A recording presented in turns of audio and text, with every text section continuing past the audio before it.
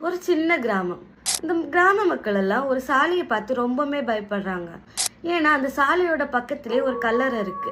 அப்படி இருக்கிற டைம்ல ஒரு நாள் ரொம்ப மழை பெய்யுது. டைம்ல ஒரு வெளியூரை சேர்ந்த ஒரு ஆட்டோக்காரர் அங்க ஆட்டோ ஓட்டிட்டு வந்துட்டு இருக்காரு. அப்படி வரும்போது என்ன ஆகுதுன்னு பாத்தீங்கன்னா, அந்த சாலைக்கு ஓரத்திலே ஒரு பொண்ணு வந்து அவளோட ஃபேஸ் எல்லாம் முடியால மூடி இருக்கு. அவ வந்து அப்படியே கையை நீட்டி லிஃப்ட் கேக்குறா.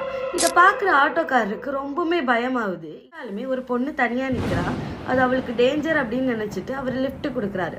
லிஃப்ட் கொடுத்த அப்புறம் அவ ஆட்டோல ஏறிக்கிறா. அப்படி ஆட்டோல ஏறினதுக்கு அப்புறம் என்ன ஆகுதுன்னு பாத்தீங்கன்னா, சைட் மிரர் வழியா அவர் உள்ள பாக்குறாரு.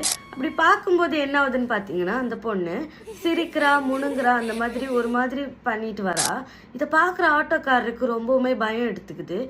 இருந்தாலுமே அவர் வந்து எங்கம்மா போற அப்படின்னு கேக்குறாரு. அந்த பொண்ணு பயங்கரமா சிரிச்சுட்டு அந்த கல்லறைக்கு போ அப்படின்னு சொல்றா. இதை கேட்ட ஆட்டோக்காரருக்கு ரொம்பவுமே பயம் எடுத்துக்குது. ஏன்னா அவளோட ஃபேஸ் வந்து ஒரு மாதிரி செதஞ்சு போன மாதிரி இருக்குது.